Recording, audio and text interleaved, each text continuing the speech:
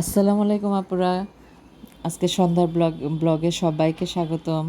তো আজকে দেখেন আমার সন্ধ্যাটা এত সুন্দর একটা মুহূর্ত কাটছে। এই যে মাঝখানে যে বসে আছে ওর সাথে পরিচয় করে দিই। ও হচ্ছে আমার সেই মানে একদম ছোটোবেলাকার বান্ধবী। আর আমার মেয়ের বয়স যখন 6 মাস তখন থেকে ওর সাথে আমার পরিচয়। ওর দেশের বাড়ি হচ্ছে রংপুর, আর ওর মেয়েটা হচ্ছে লাল ড্রেস পরা। ওই ওর মেয়েটা চলে যাবে হচ্ছে গতকালকে কালকে দুপুর 3টায় ফ্লাইট ওর। সাউথ কোরিয়া চলে যাবে। তো আসছে আমার সাথে দেখা করার জন্য, আমাদের বাসায় সবার সাথে। তো অনেক কথা বলতেছে আম্মুর সাথে, অনেক মানে দুঃখ করতেছে, মেয়েটা চলে যাবে, মনটা খারাপ। তো আমি আমার হাতেও কোনো কাজ উঠতেছিল না, জানেন, যে ওদেরকে আমি কিছু করে খাওয়াবো। তাও আমার মানে মনটা এত খারাপ হয়ে গেছে, আর দেখেও ভালো লাগতেছে, বলার মতো না, অনেক ভালো লাগতেছে। 12 বছর পর ওর সাথে আমার দেখা। ভাবা যায় একটা সময় কত রাত জেগে কত গল্প করছি, কত কথা বলছি, কত কথা যে বলতাম ওর সাথে, আমি বলার মতো না। মানে অনেক অনেক মানে আমার খুব ভালো একজন বান্ধবী ছিল। ও অনেক ভালো পরামর্শ দিত আমাকে। তো ও থাকতো উত্তরাতে মহিলা হোস্টেলে। তো আমার বাসায় প্রায়ই এসে থাকতো। ওর মা আসছে আমাদের বাসায়, ওর ভাই আসছে, সবাই আসছিল আমাদের বাসায় একটা সময়। তো যাই হোক, আমার আম্মুর সাথে আমার ভাইয়ের ছেলেটার সাথে অনেক দুষ্টামি করতেছে। তো এখন আমি চা বানাইতে চলে গেছি। তো আমার হাতে কোনো কাজ করতেছিল না, উঠতেছিল না। ওর মেয়েটা চলে যাচ্ছে, আমারও খারাপ লাগতেছে, মেয়েটাকে ছোটোবেলায় আমি দেখছি। তো এখন চা দিয়ে তারপর হচ্ছে ঘরে যা ছিল তা দিয়েই আমি ওদেরকে আপ্যায়ন করলাম। ওরা মিষ্টি নিয়ে আসছিল। তো ওরও মনটা খারাপ, পরের দিন মেয়েটা চলে যাবে সেজন্য। আর হয়তো কবে না কবে দেখা হবে মেয়ের সাথে। তো এজন্য অনেক কান্নাকাটিও করছে, অনেক কথা বলছে।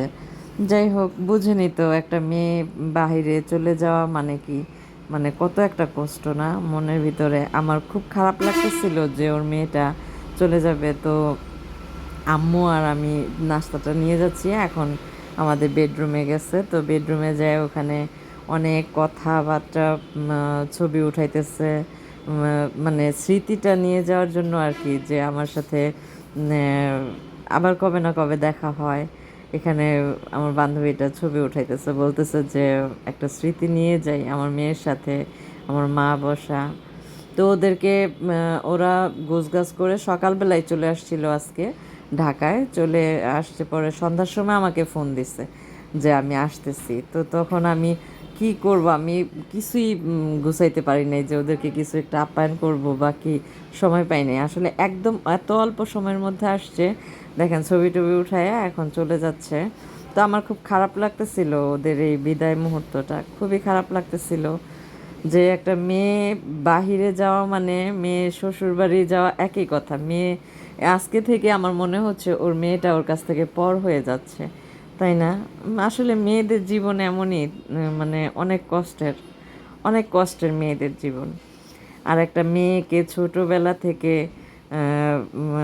জন্ম দেয়া, তারপরে হচ্ছে ছোটোবেলা থেকে ওরে লালন পালন করে বড় করা, তারপর হচ্ছে আবার শ্বশুরবাড়ি পাঠানো আর বিদেশ যাওয়া, আমার কাছে মনে হইতেছে একই মনে হচ্ছে।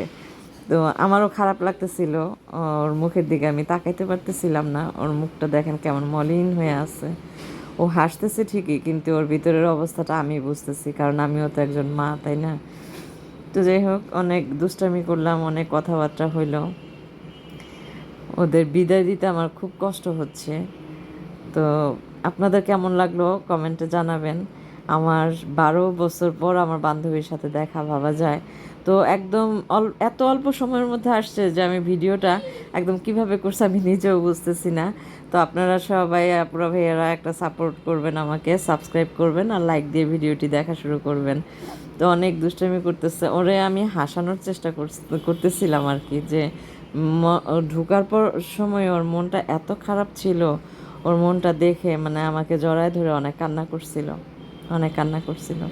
তো যাই হোক, আপনারাও দোয়া করবেন ওর মেয়েটা যেন খুব ভালোভাবে পৌঁছায়। সাউথ কোরিয়া যাচ্ছে, তো স্টুডেন্ট ভিসায় যাচ্ছে। তো অনেক কথা বললাম। তো মেয়েটাকে ওর বিদায় দিতে অনেক কষ্ট হচ্ছিল, আমিও নিচে গেলাম ওদের সাথে, ওদের সাথে নিচে যাইয়া ওদেরকে বিদায় দিয়ে আসতে আমার অনেক খারাপ লাগছে, অনেক। তো বারবারই বলে দিছিলাম যে ফোন যেন করে। তারপরে ভাইয়েরা, আমার আজকের ব্লগটি কেমন লাগলো কমেন্টে জানাবেন, আর লাইক দিয়ে ভিডিওটি দেখা শুরু করবেন। সবাই ভালো থাকবেন, সুস্থ থাকবেন, নিজেদের প্রতি খেয়াল রাখবেন। আর দেখেন, একজন কন্যার মা, তার ভিতরে কষ্ট আসলে কেউ বোঝে না, কেউ না। একমাত্র যার কন্যা আছে, মেয়ে সন্তান আছে, তারাই বুঝবে মেয়ে বিদায় দেওয়াটা যে কতটা কষ্টের, তাই না? তো আজকে এই পর্যন্তই। সবাই ভালো থাকবেন। আল্লাহ হাফেজ।